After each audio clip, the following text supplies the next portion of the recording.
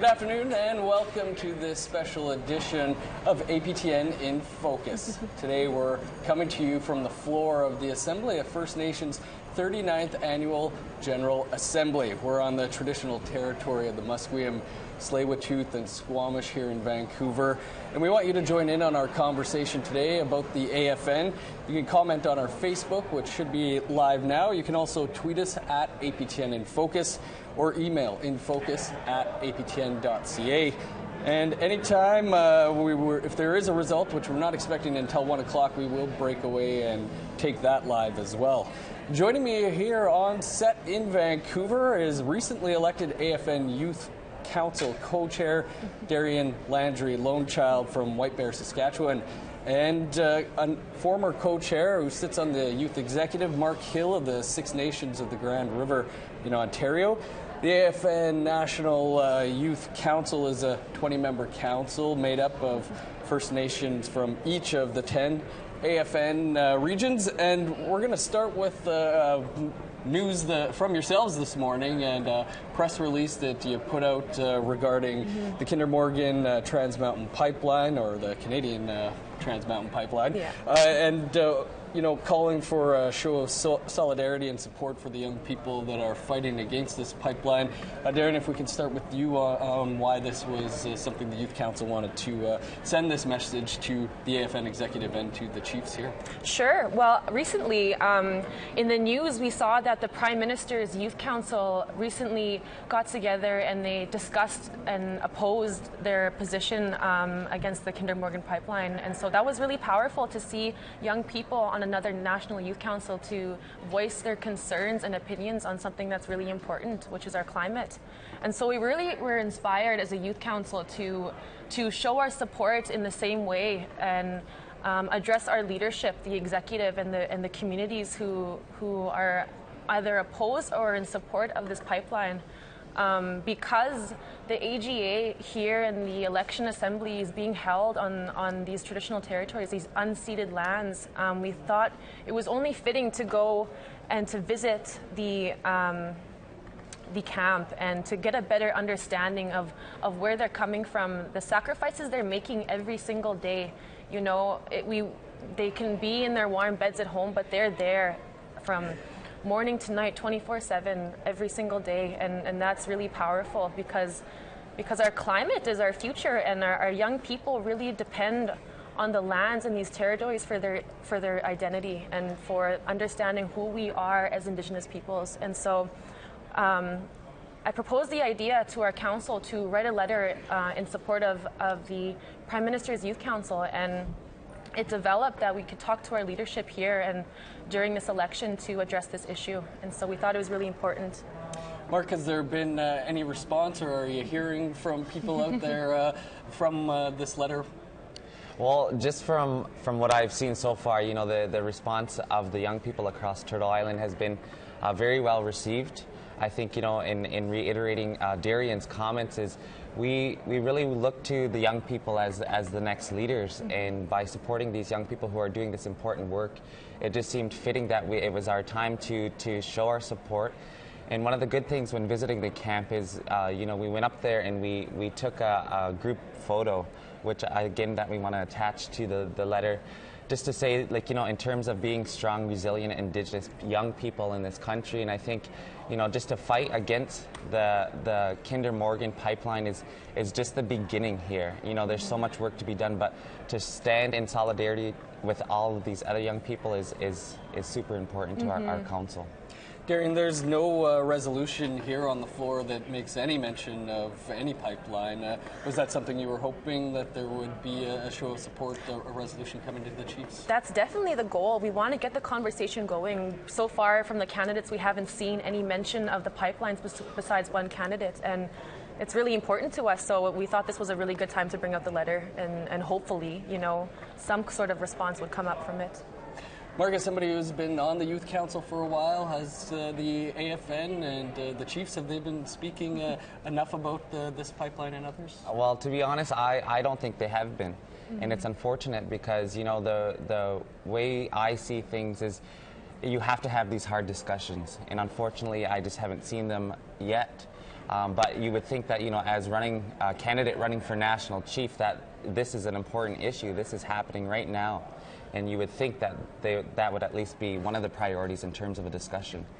Well, we could talk about priorities, and the AFN Youth Council is a nonpartisan body, so I won't. I'll spare you with the question about who you'd support. But Darian, maybe let's start with you and what you're looking for in a national chief. Sure. So becoming co-chair, I learned a lot in the last few days, and what I want to see from our future national chief is a meaningful relationship with this youth council. I want to see dialogue. I want attendance into our meetings, and that we can talk about our priorities. Because I really, really believe that the most important component of any First Nations advocacy organization is the young people's voices.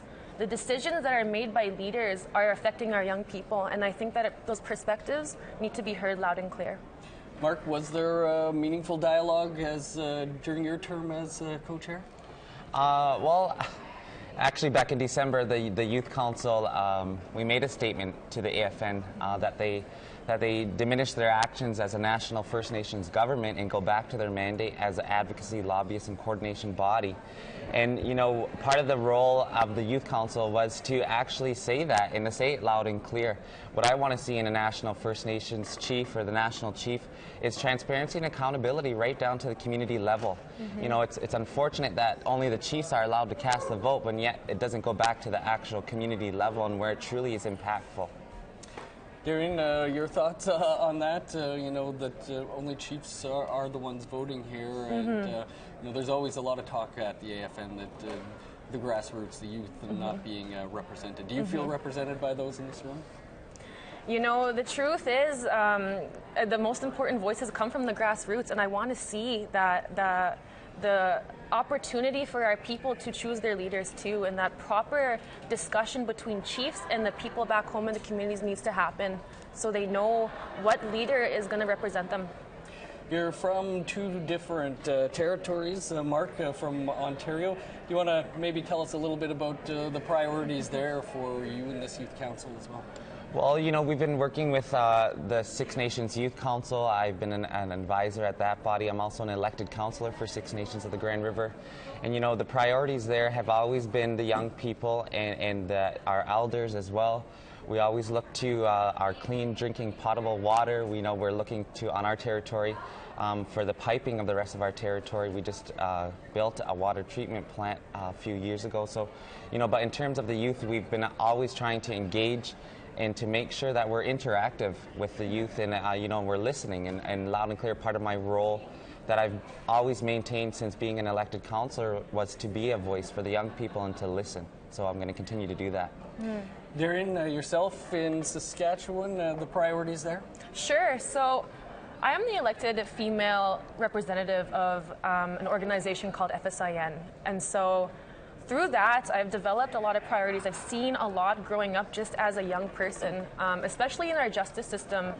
I know growing up in Saskatchewan, there's a very hostile relationship that rests between settlers and Indigenous peoples, and also the justice system as well. And so my priorities in my term is to bring light to that and start to get the discussions going, the real discussions going about the racism that's within this system. I know recently I wrote a letter calling on the full use of body cameras on police officers, especially when excessive force is used on Indigenous people, and the lives of Indigenous people are being taken and justified is unacceptable. So as a young person, I really want to expose that and get the discussion going and a relationship going, because we talk about reconciliation. That's a big word, that's a buzzword that we use, but I'm not seeing it here. I'm not seeing it in Saskatchewan. There's the camp that's set up, the justice for the children there. We had the shooting death of Colton Bushy as a First Nations female youth in Saskatchewan. What's that like? Oh, it's a scary place to be, just being an Indigenous person, a young Indigenous person in Saskatchewan. I know on a personal level, I feel fear for my little brother and for myself. If my vehicle will break down in rural Saskatchewan, there's that there's that nightmare, you know, that kind of follows us around. And so, yeah, through my priorities, that's what I really want to get the discussion going. I want to bring justice to Colton and his family, and to the other young Indigenous peoples such as Jordan LaFons and his family too as well. Mark, are things much different as a youth in your territory? Well, unfortunately, not too different, because as you know or might have heard, you know, we also have the Jonathan Steyer's Justice for John, who was a young man that was shot. And you know, like we've been working hard for the appeal. Part of what I had done in my council was, and I know we've passed this motion to ban Peter Cahill from our territory, and part of the thinking for me behind that was that, you know, that we would assert pressure to get that appeal, which I'm glad that Ontario and the Crown is actually doing. And you know, it's good, because I would like to see the solidarity between the families, and to be able to assert the pressure to get the justice that we deserve as Indigenous people through that system. New term starting for the Youth Council. What are some of the other priorities you see over the next 3 years? Well, an idea that I had is that we would call for a meeting with the Justice Minister to address the racism within the system here. I haven't seen a meeting between the Youth Council and the justice system happen, and so I really want to start bridging that relationship. You know, we have a window of time with the Liberal governments right now, and now is the time to make fundamental change within the system. And so I think bridging that relationship with them is really important, especially in our justice system. So, Mark, for yourself, priorities over the next few years? Well, for our council, one of my top priorities that I want to continue to push is for the AFN charter renewal. You know, we always looked to see how the young people would be inclusive in that renewal, and what that looks like, and how the AFN actually is working, because there's a lot of things in the AFN that I see isn't working. So one of my goals is to push for the renewal, and to include that the tri-councils are involved in the process every step of the way. Well, I'd like to thank you both for taking some time to be here with us. It's always great to hear from the youth, and congrats on being on the council. We're going to step aside for a quick break here and be back on the floor of the Assembly of the First Nations AGA in Vancouver. And when we come back, we'll be joined by Pam Palmater and Tim Fontaine.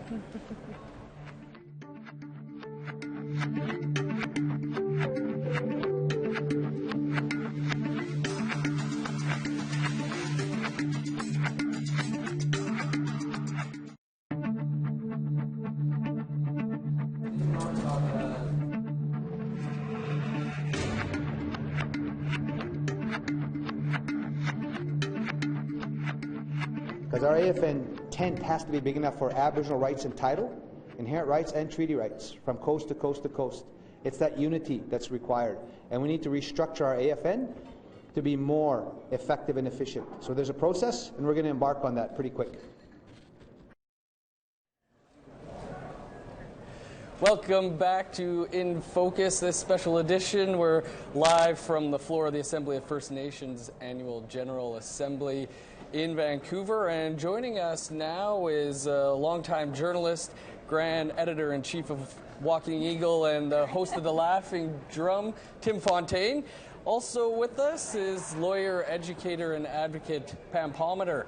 And Tim, I'd like to start with you. You've been wandering around here the last few days. I think you were trending on Twitter perhaps for a while. With my canned meat and my collecting cards. Just, what's the mood out there? What are you hearing out there? You know what? I haven't seen a turnout like this I can't remember. I've been coming to these things since probably the 90s, and I cannot remember the last time we had this high a turnout. I don't know what that's actually going to mean. I guess we'll find out when the first ballots come in about an hour.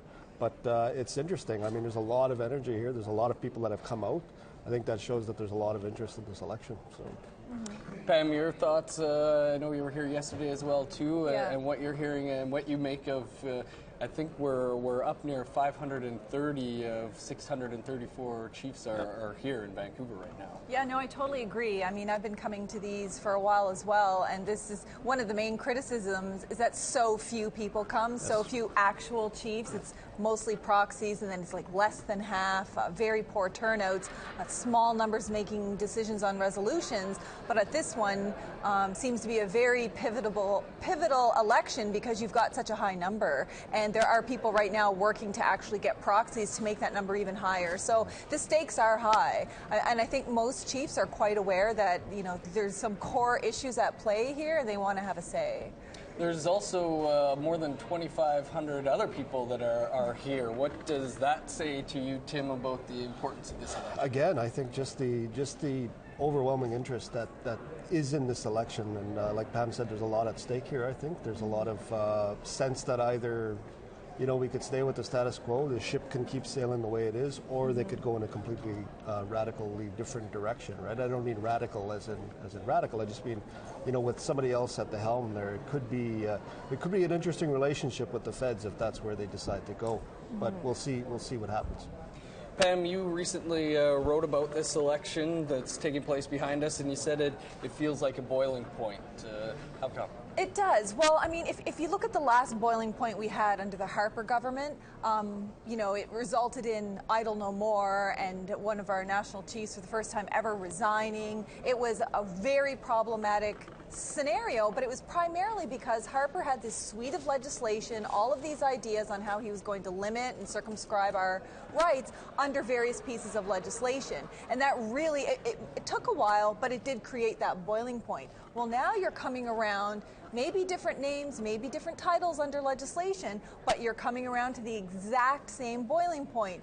Proposed legislation that's going to circumscribe our rights. And worse than that, the failure to live up to the promise to repeal all of Harper's legislation that he had enacted. That hasn't been done, and now we're expecting more legislation without real consent from First Nations. And so that boiling point may or may not erupt here at this election, but it will erupt in the future if we don't take action.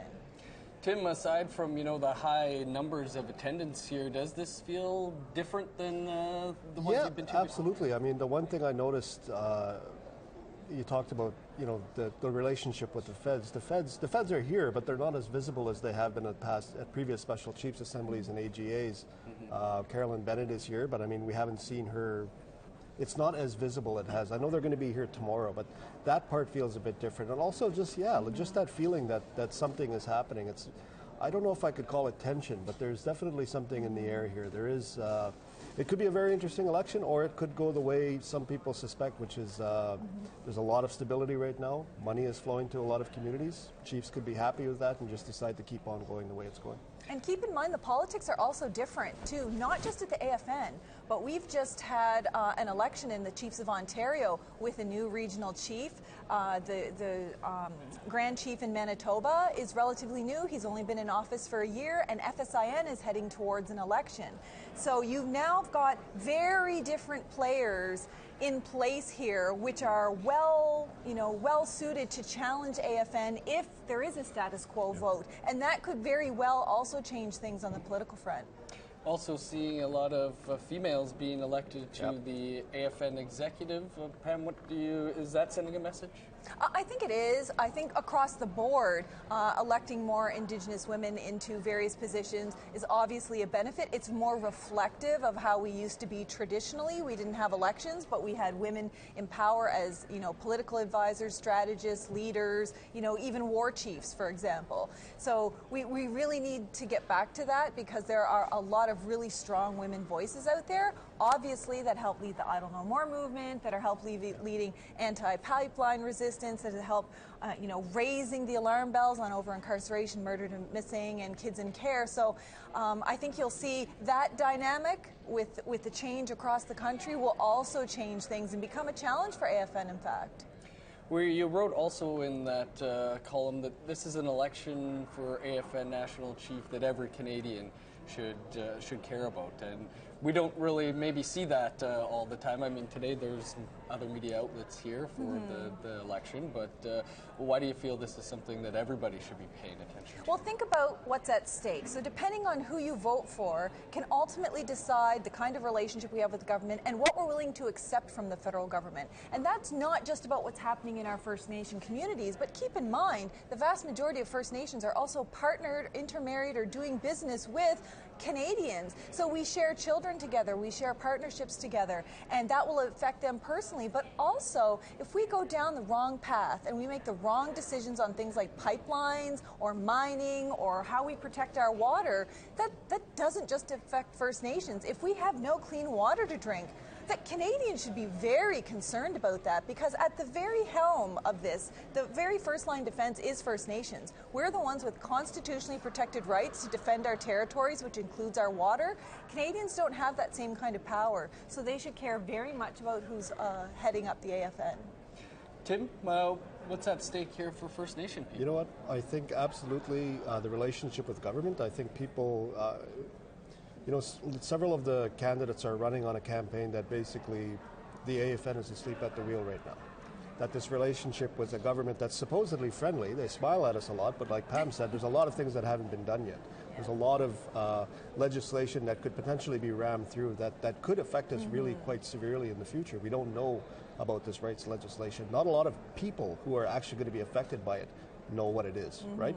So I think that's always an issue with the Assembly of First Nations, is that it's seen as being too far from the people. It's seen as being too secretive or too quiet, right? And that's supposed to be the job of the regional chiefs, to disseminate that information to the communities, right? So the organization has long been looking at reorganizing itself, has long been looking at reforming, and we haven't seen any of those reforms. And I think that's why there's so much frustration with the AFN among people. And I think that's why a lot of people come out here. Some people come here obviously to support candidates, to support the national chief that's in right now. But I think there's a lot of people that are here to see what's actually going on.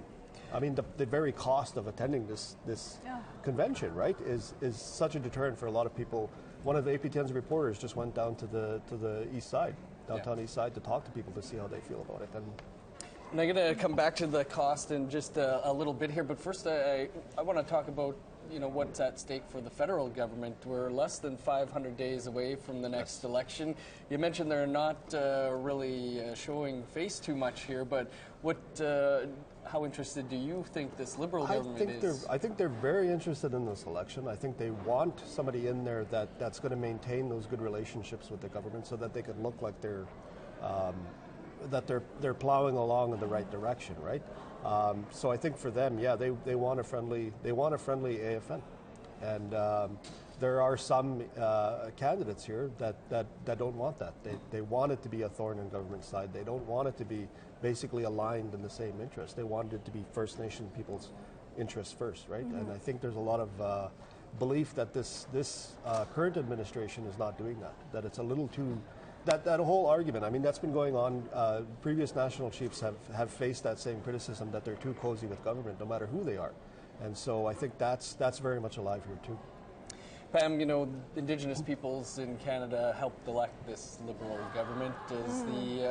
Does what happens here with whoever's elected here have any impact, do you think, on that vote in less than 500 days? I think it will. I think that just the whole federal political dynamic itself and what's unrolling in the provinces is also going to have an impact on this election. So keep in mind, the chiefs are very much aware that there's about 16 months left in this federal tenure of the Liberal government. And some of the considerations is, do we want to rock the boat in the next 16 months? We don't know what's coming next.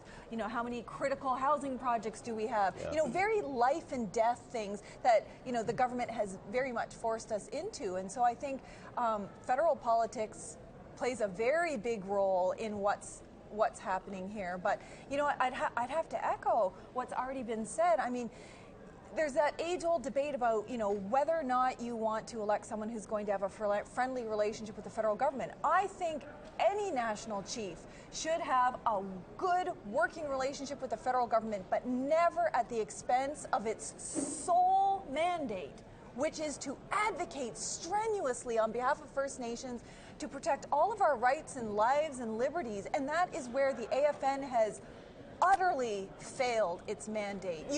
It's always grassroots people that are saying, hey, we've got to do something about murdered and missing Indigenous women. We have to do something about kids in care. What about our people who are wasting away in prison? And it used to be the reverse. Remember the National Indian Brotherhood, when the people you were electing were literally titans who went there, and it didn't matter who got elected. You know that one of those titans was going to head the National Indian Brotherhood, organize chiefs in unity, and defend our rights. And the AFN has completely forgotten what it is. Right now it's an empire building. How much money and staff can we get from the federal government? And that doesn't translate on the ground at all to First Nations. That doesn't translate into housing or anything for First Nations. I think it's always had this identity problem, where in some cases, depending on who's in, it acts and thinks like a government. And I think it's important to remember that it's not a government. It is a lobby group for chiefs. Essentially, at its root, it is a lobby group for chiefs and for people, for communities.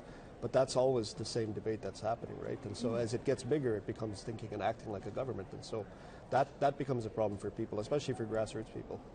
They had the financials here yesterday, and I wish I could remember where it was prior to the Liberals, but I think it was around 13 million, and now it's 32 million. Yeah. What does that say to you, Pam, about the relationship or where the AFN's at?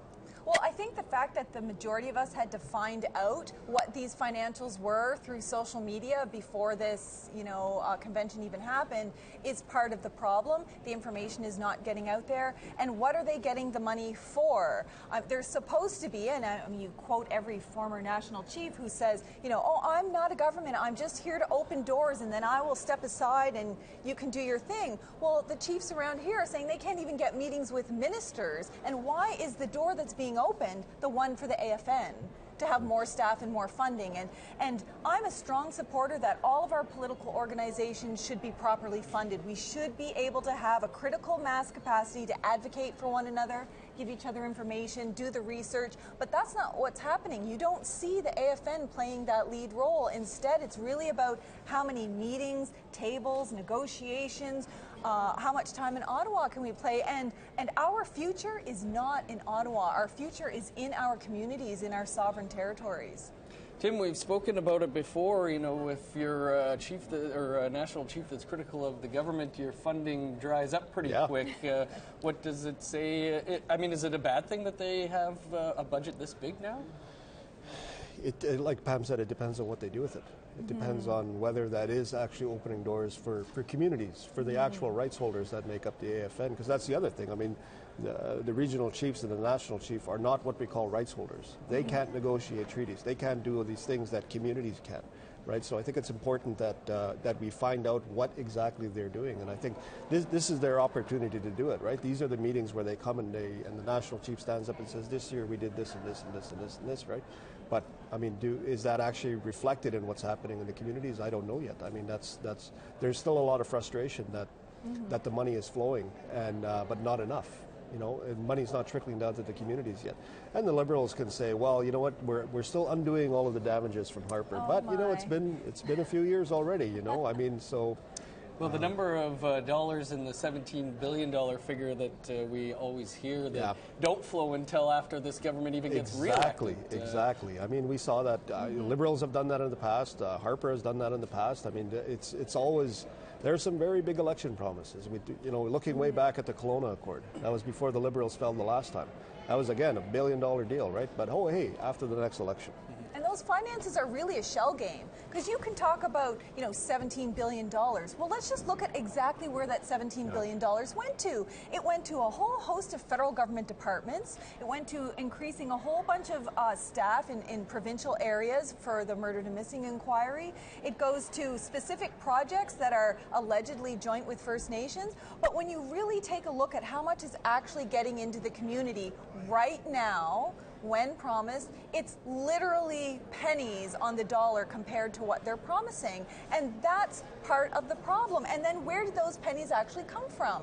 Because they turned back $1 billion last year or the year before. So to say that we don't have enough money to pay, for water and housing and kids in care, that's a farce. It's a big numbers game that it's a media relations campaign to tell the public, look, they're getting $17 billion. What are they doing with their $17 billion? Well, I'll tell you what we're doing with it. We're giving federal government employees six-figure salaries that if they were working in our communities, they wouldn't be making 20 grand to do twice as much work. Tim, you mentioned that the AFN's not a rights holder, but can't make decisions really. But Pam, a lot of people are concerned about some of the things that they are actually making decisions on. Yeah, I mean, and again, that's the problem with the AFN. That's an age-old problem of how much. I think sometimes certain national chiefs forget or ignore what's in their own charter, and that's that the national chief has no inherent political authority. He's a spokesperson, and so they're supposed to be getting their marching orders here on what it is that they're going to be doing. So that's always dangerous territory when you have that sort of accusation flying around, or that sort of feeling among people that a national chief is not acting in the way that they're supposed to. Pam, we've had you on the show talking about the AFN before. I think people know you're critical of incumbent Perry Bellegarde, but again, to go back to that article that you wrote that a vote for Perry is a vote down the rabbit hole of assimilation, to quote you. Yeah. Do you want to talk more about that? Yeah, exactly, because what we're doing is when you vote for Perry in this election, what you're doing is you're saying we're okay with where the AFN is headed, even if you're not. Even if the critical mass of chiefs here believe that change is needed, and I believe the chiefs actually want change, they want a strong advocacy organization, but for lots of reasons, you're voting for Perry, and Perry is basically, while saying we're not a government, we don't negotiate Aboriginal treaty rights, they're making decisions on our behalf to say, yeah, I'm okay with 2 federal government departments, or now 3, managing Indian affairs. Yeah, you know what? I'm okay with the name change. And so long as Perry's okay with this, these are decisions that are being made, and it plays into the federal government's concept that they've always made us to be, one Indian race of people. And if you want to talk to Indians and make a deal with Indians, you talk to the one Indian at the head of it. And so long as Perry's out there saying, yeah, no, I'm okay with that, and yeah, I'm okay with the federal framework agreement, and I'm okay with, not acting on all these crises, those are in effect decisions. Even if they're not signed on a piece of paper, he's making decisions on our behalf that he has no right to do, and that's never what the organization was set up to do. With no funding, the chiefs across the country formed the National Indian Brotherhood to resist the 1969 White Paper. You don't need billions of dollars to get together in a car and make bannock and bologna sandwiches and resist what the government's doing across the country. It's helpful. We definitely need the capacity, but if the choice is more money for the AFN or we protect our rights and no money and we have to suffer with less money, then I think ultimately our rights are not for sale. And Perry's saying we're open for business, our rights are for sale, and look at me. Tim, we're asking people online, if they had a chance to vote, who they'd be voting for. Are you hearing anything on the ground of where people here are leaning? See, I have a comedy show, and we did a poll, and 87% of our people said Jesse from the Beachcombers. But I think, that's the interesting thing is that you have people like Russ Diabo, and I'm not endorsing him. But that's always the thing, is that there are candidates that speak to the people and candidates that speak to the chiefs, who are the only ones that can vote for them. If you ask chiefs who they're going to vote for, I think a lot of people are going to say either Perry or Sheila. If you ask people who they're going to vote for, I think a lot of people are going to say people like Russ, people like Catherine, people that speak to their issues a little more, right? People that say that they're going to shake up an organization. So that's always the thing with the Assembly of First Nations, is it really only has to appeal to the chiefs. It doesn't have to appeal to the people. And so that's the game, right? I mean, that's how it works. So it's pretty incredible to see how many people are actually commenting on these. I mean, you get a lot of comments on posts on social media, but these ones are just blowing up. Like, people seem to want to have more of a say in this. Is that your take on it? Yeah, definitely. At the grassroots level, I mean, people have been complaining about the AFN for a long time, because if you think they're not acting for First Nations chiefs, well, you just multiply that by a couple million, and you know they're not acting for the grassroots. And people have been saying that. It's very reflective in social media. It's reflective on the ground. You have Camp Cloud, who's been here trying to resist pipelines, trying to get their voices heard. You've got the Camp for Justice for Our Stolen Children that's happening in Saskatchewan. I mean, literally all across the country, there is sovereignty in action. There's advocacy in action, and the AFN is nowhere to be found. And that's a real disconnect. So, I agree with his assessment. Why do you think so many grassroots people are picking Russ Diabo? Because he has been saying, look, there's some danger ahead, and we don't want to lose our Aboriginal and treaty rights. And so no matter what, forget the politics, let's just make sure we protect our rights. And that resonates with the people, because the people are already the ones suffering. Nobody at the AFN level is suffering. They're all doing very well to be able to, afford all of this. I'm able to be here because my university supports the kind of advocacy I do, but not everybody is in that kind of position. And so you also have to think about why people are running. Perry's very much running for this, very much for him, but why is, say, someone like Russ Diabo running? He didn't want to have anything to do with the AFN. Why did I run? I didn't want to have anything to do. I was the biggest critic of AFN when I put my name forward. It's because people feel like, well, there's no more options. What else do? We literally have to try everything to stop this train from going forward. And that appeals to different audiences. That doesn't necessarily get you votes. You mentioned pipelines and the cost of this all, and we'll talk about that when we come back, but we do need to step aside for a quick break, and then we'll be back with more of this special edition of In Focus, live from the floor of the AFN AGA.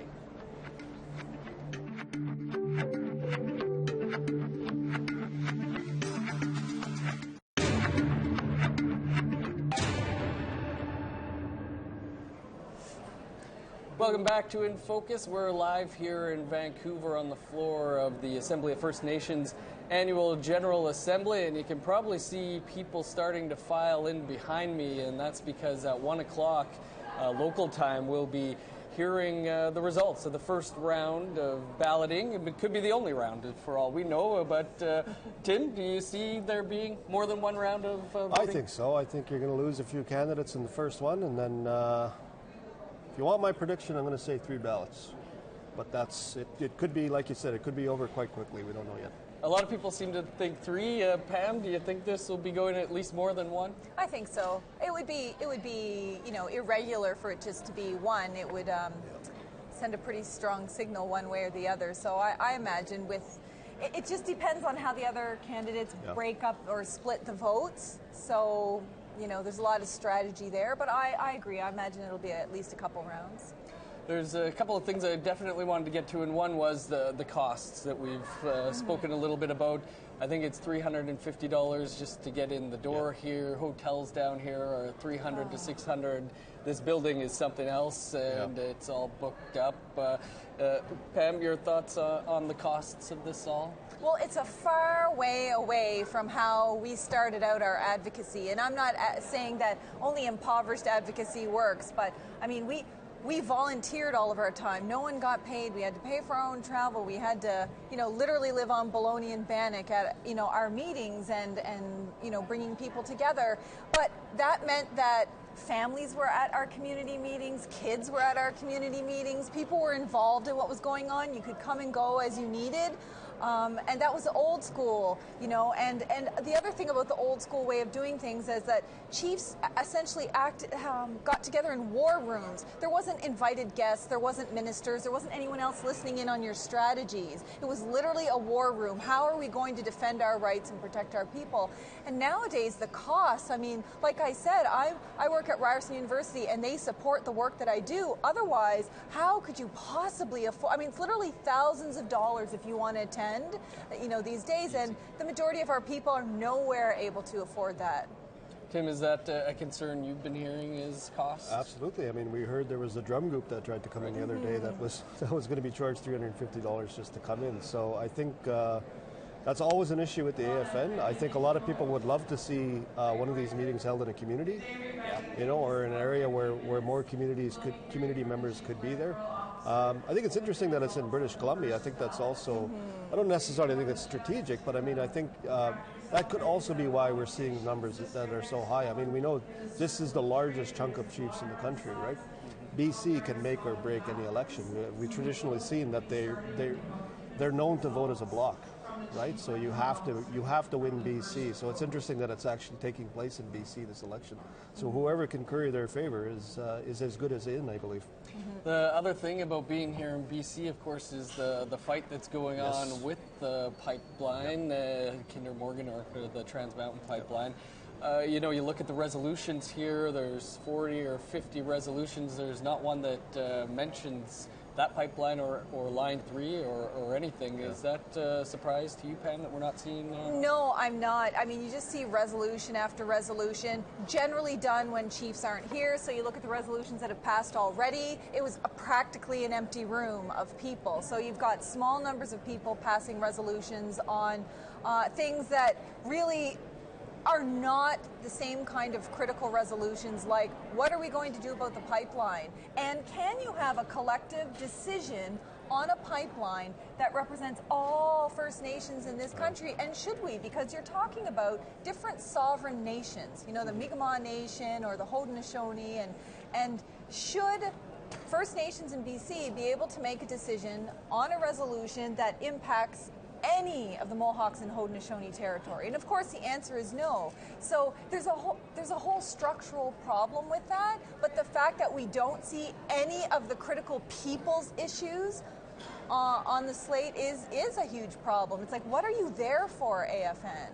The Youth Council we heard from earlier today coming out and calling on the AFN executive and chiefs to stand up with those opposing that pipeline. But I went and checked right before the resolutions closed for the ones from the floor, and that resolution, as far as I know, unless it did in the last few minutes, did not come up. Were you surprised to not see that? I'm surprised, but like Pam said, I mean, it's a difficult issue because there are so many differing opinions on it. And I don't think that's one issue where we can necessarily come up with a consensus on it, because there are people that have already signed on to it. There are people that are really, really opposed to it. So it's a difficult thing, but it's certainly, I think it's one of the bigger issues that should be talked about here. You would think that would be one of the ones that they would really be focusing on, trying to find at least some way of working together on this issue, and to not see it there is actually kind of incredible. And they're supposed to get to a lot of resolutions tomorrow. Tomorrow is supposed to be a day when they're actually going to try and get to the backlog of resolutions that weren't discussed at the last one. So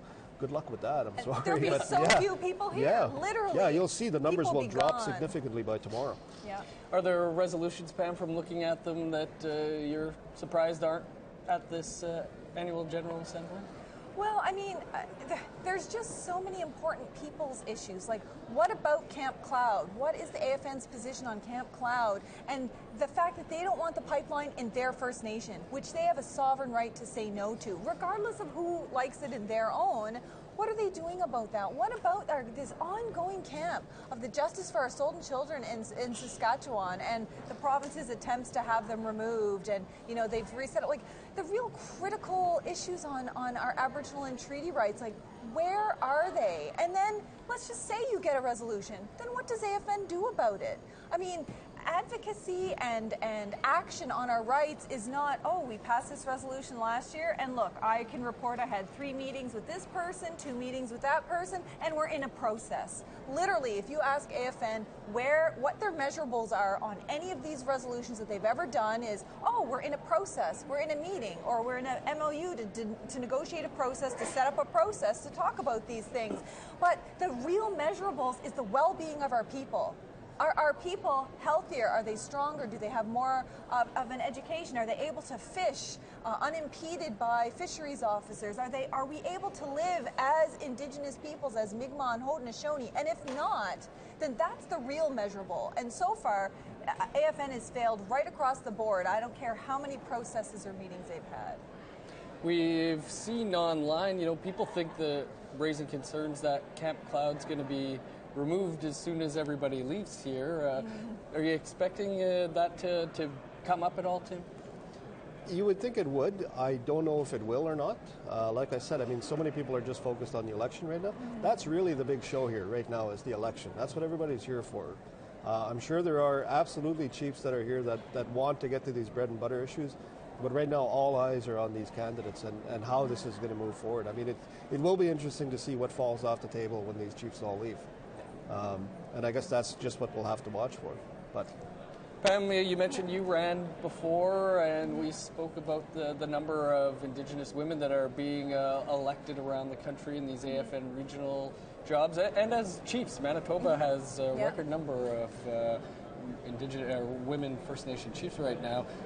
Do you think that we might see a change from that, what people have claimed was an old boys club here?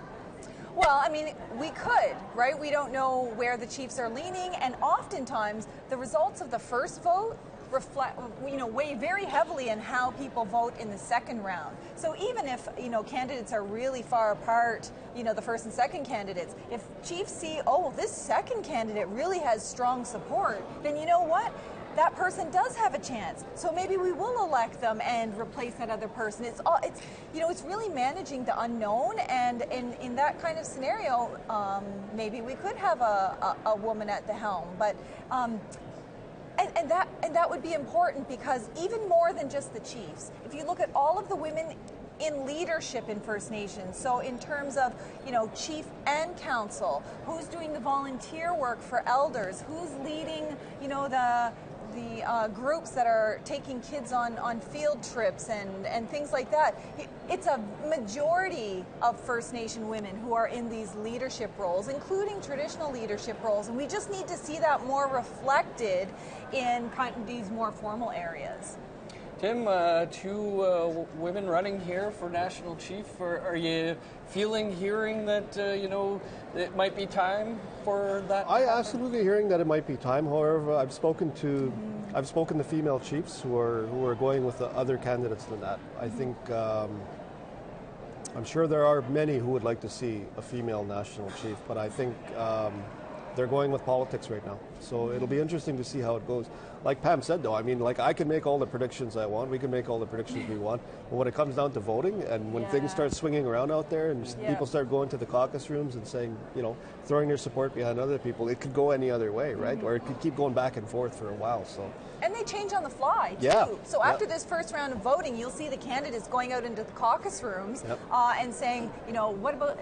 here's the numbers on this, and here's the numbers on this, and if you go with me on your second vote. I mean, people, when they think about voting here at the AFN, it's never just, here's the one person I'm voting for. It's, here's my first vote person, here's my second, here's my third, and if anything changes or the candidates say something different, then I will change who I vote on these, second and third votes. Another thing that unduly influences voting is the federal government officials that are here. So during AFN elections, there should be not a single minister or senior federal government or provincial government person here, because that unduly influences people. And this morning we're hearing from chiefs that Minister Bennett was going from caucus room to caucus room, and that taints the process because then you're leaning it heavily in favor of the incumbent, and it's already unfairly biased in terms of the incumbent. Statistically, incumbents tend to be more successful, but also they have much higher access to First Nations in the lead up towards the First Nations, and money for travel that all the other candidates don't. So having federal officials here meddling, which they've done since time immemorial, is something that shouldn't be permitted during election time. Our intrepid reporter Rob Smith caught the minister coming out of the Alberta caucus, and you can tune into APTN National News tonight to hear what she had to say when the camera was there. We're running short on time, but Pam, no matter who wins, what do you want to hear from the mouth of the next national chief? I care more about what the grassroots think. I don't want the grassroots to give up hope about who wins or doesn't win in this election. It's the people on the ground that make a difference. In every court case, it's been the people on the ground asserting their rights. So, have hope regardless of who gets elected here. And it would be nice if the AFN said some great words, but it's really the actions that need more than words. Tim, what does this national chief, whoever it is that's elected, need to say in that speech? Like you said, I mean, I think that it really comes down to the grassroots. Whether the grassroots believe it or not, I think that that's what people really want to hear right now. I think that they want a national chief that's going to be fighting for them and not necessarily just for chiefs. So we'll see what happens, though. I mean, this could still turn out to be a very interesting race, but we'll see. Do you think this is going to have a positive effect on the grassroots? What happens here? It tends to be very discouraging. No matter what happens at the AFN, it's very discouraging because, like was just being said, all of the attention is on this election. It's on all the people who had the ability to be here, and it's not on these critical issues that are being faced by homeless people, by people in jail. I mean, how many people that are sitting in prison right now who haven't even been convicted of a crime, spending weeks in solitary, find themselves reflected in any of this regardless of who gets elected. So I think the people just need to keep the faith, and the real leadership is the people ultimately, and we just have to keep putting pressure on AFN to back off and find a way to support the people, which includes the chiefs, and stop doing what they're doing. And for more on that, you could go to our website. Reporters Kenda Jackson and Tina House went down to the Vancouver East Side to hear from people on what they think this election means to them. I appreciate you both, as always, joining the show. It's always a fun time, and things are about to get fun behind us here. Oh, yes. The first ballot results are going to be coming down in just a few minutes, and you can keep it locked on our website again for all those results as they come down. And we'll have a special edition as well tonight of APTN National News after the APTN National News, where we may or may not have a national chief who's been elected, and may or may not have that person sitting here with us for a discussion on the next 3 years. But appreciate you tuning in today, and that's all for us here in Vancouver.